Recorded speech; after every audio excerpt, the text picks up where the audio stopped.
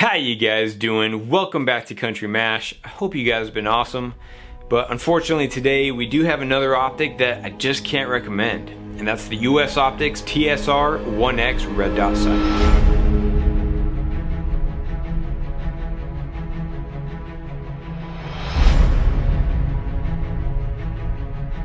So right off the bat, I want you guys to know that I don't have anything against US Optics. In fact, I think they have some of the nicest rifle scopes out there for long range and precision. Like, they have incredible glass, it's top notch, high quality stuff. But they started doing some budget optics and they reached out to me and asked if I would review one on the channel. And right away, as I respond back to any company who reaches out to me, so as long as you're okay with me being honest and just reporting what I observe, I'll do it. And so they agreed. Now, it's hard to make negative reviews. You get a lot of backlash. You have a lot of people who disagree with you, especially the people who have already bought said product and they like it, or maybe they're just upset that they spent money on it. So I'm not making this video to like boost myself up in any way, because if anything, it seems like negative, honest reviews hurt channels. And so I had actually posted something on my Instagram page asking if I should continue to do these honest negative reviews, or it's not that I'm being dishonest, but maybe I should just pursue the positive stuff and only share the positive reviews. So I had a wave of people message me and respond to that and say that they want the continued honest reviews even if they are negative. But first, I do want to share some of the specs and details of the optic, and then I'm going to go over the reasons why I do not believe it's worth it. And then I'll share with you guys some other options that I do recommend in a similar price range, if not cheaper, that I think are actually better. So stick around. First, let's kick it off by going over some of those specs and details. So this is the TSR-1X red dot sight. It comes in at around $250. It has a 5 MOA dot size, unlike the usual 2 MOA dot.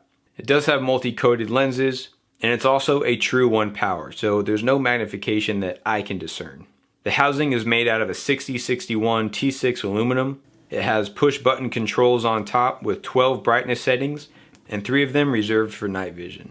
It does utilize your typical CR2032 battery, but they state that the battery life is 2 to 3 years, but they don't state what brightness setting that's on. They also say it is waterproof and fog-proof, but it does not have any specific waterproof ratings, such as IPX68 or IPX8 or anything like that. It does share your typical Aimpoint T1 base, so it is compatible with a ton of mounts out there. It includes a low and a high mount, and it also includes some of those bikini lens covers that I never use. Even on paper, the specs aren't that competitive to other and cheaper red dot sights out there. So now I'll get into some of the reasons why I can't recommend it, and they do go a little bit further than what you guys have already seen in those specs and details. So the first thing that immediately stood out to me was what I would call a ghost trail effect. I don't really know how else to describe it, but most red dots would have a shooting star effect, where when it's moving, there's a solid tail that's kind of following the red dot. So it kind of creates like lines. This one, when it's moving, it's like a strobe light effect, where you see there's just a bunch of dots everywhere. And so it is hard to show on camera. It is way more pronounced in person. It's way more obvious, and it's very distracting and very disorienting. So if you were in a high stress situation, that can be problematic, and it's something I personally stay away from. Some people may not find that to be a big deal. I find that to be a pretty big deal. And I would never use a red dot that has an emitter like that. Aimpoint emitters are not like that. Holosun emitters are not like that. Even the Trijicon MRO emitter was not like that. It had its own issues and other stuff going on, but the emitter didn't have that strobe effect, and I don't like it. So moving on to the second issue, which you guys heard about in the specs and details, is a 2 to 3 year battery life. The 5-year battery life is kind of the new standard these days, and so even if we're looking at optics for $100 or $150, most of them have a 5-year battery life. And so to have something that's $250 and it has a pretty weird emitter in it, and the battery life is 2 to 3 years, it's not competitive. It's not doing it anymore. Is it a deal breaker? For me personally, no. That's why I still like my Aimpoint Pro. even though it has a short battery life compared to some of these newer optics. I think the Aimpoint Pro is like 2 to 3 years itself as well, but that's also a really good red dot. So it's not that it's a huge deal breaker on its own, but compiled with some of the other issues I have with this red dot, it's not good. The third thing that I've noticed are the turrets. Tightening the turret doesn't seem to be a huge issue, but whenever you're backing it out, it backs out too easy. It's like there's a lot of tension pushing on it already, so when you go to back it out or turn it counterclockwise, it seems very loose to me. Again, it's not a huge deal breaker on its own, as long as it were to hold zero, but when you're throwing that in with some of the other issues it has, again, it's not looking good. And the fourth thing is, again, it's like not a big deal, but it has rough threads on the caps.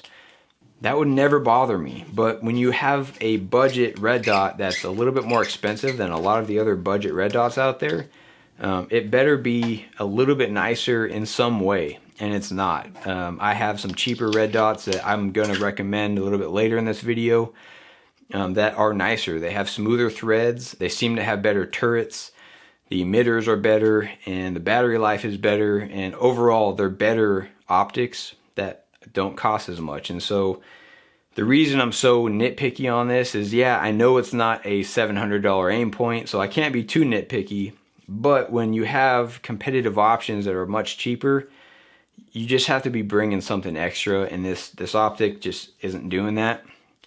And those are the reasons why I personally would never buy one, and I would personally never recommend one. So what are the other optics that I do recommend over this one?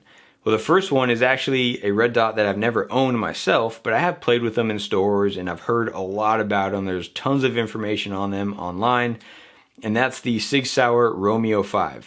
That thing used to be had for like $110, maybe $120. Now they bumped up the price around $150 to $160. Still at least $100 cheaper than this. I would say the quality is probably about the same. It's not that that one is particularly better, but the US Optics TSR-1X kind of reminded me of the Sig Romeo5. I don't remember how the emitter is in that Sig Romeo5. I don't know if it has that ghosting effect, but even if it did, I would much rather pay $100 to $120 less to get a similar quality red dot. My second recommendation would be the Holosun 403 or 503 series red dots. Those kind of range from like the $150 to the $250 price range. But again, I think those are actually superior red dots. Holosun has some of the best emitters out there right now. I've tested the Holosun 503G. This one has the ACSS reticle, but even the ones with just the plain red dot, Holosun is making some good stuff these days, and I do recommend the 403 and 503 series. They have other red dots that are more expensive than $250, but again, that's kind of going outside of the conversation that we're having in this video. So in that price range, I would check out the Holosun 403 or 503 series. My third recommendation would be the Primary Arms SLX MD25. This guy is $169, so about $170. And again, the emitter is super crisp. It has a really nice red dot inside, and this thing is very tough. It's built very strong, and I think it's just a better red dot, and it's actually cheaper. So if you guys are interested in any of those, I will have links down in the description box below. The last thing is, I usually reach out to the companies before I post a negative review, kind of letting them know, hey, I've had some issues with this, or you know, what's going on, and I'm not sure if this is a bad sample or if this is how it's supposed to be. I had done that with the Trijicon MRO. I had reached out to them, and they essentially replied back with all of my gripes, saying that's just normal. So I continued with my review. On the US Optics TSR-1X, this actually comes with a quality control like report card inside the package. And so I have it here somewhere. Hold on. All right. So this has the serial number on here. It has the date on here. It has the employee's name on here. I don't know if you guys can see that. Oh, let me back it up in the light. And it has body blemishes, yes or no. They put no. Lens imperfections, yes or no. They put no. Correct color anodizing, yes or no. They put yes. Recoil test, they It's a pass or fail. They put pass. And it says check LED, yes or no. And it says yes. So that's the one thing on here where they checked LED. So that means they know what this looks like. They know what I'm seeing. And so that's just how their LEDs are. So I didn't feel the need to reach out to US Optics before I had posted this because I don't think this is a bad sample. If it was, it shouldn't have gone through because they have these quality control checklists. If it is a bad sample, then these are worthless and they don't do the customer any good. So that's why I had proceeded to do this negative review. So that's my review, guys. I hope you guys got something valuable out of it. I hope you guys enjoy these honest negative reviews. They aren't easy to do by any means because I know I'm going to upset somebody, whether it's a viewer or someone who owns this red dot, or if it's the company itself that I'm working with. But I want to be honest. I'm not, I want to help companies make a better product. And so if I'm making these videos, hopefully companies will hear it and they will improve, and maybe some good will come of it.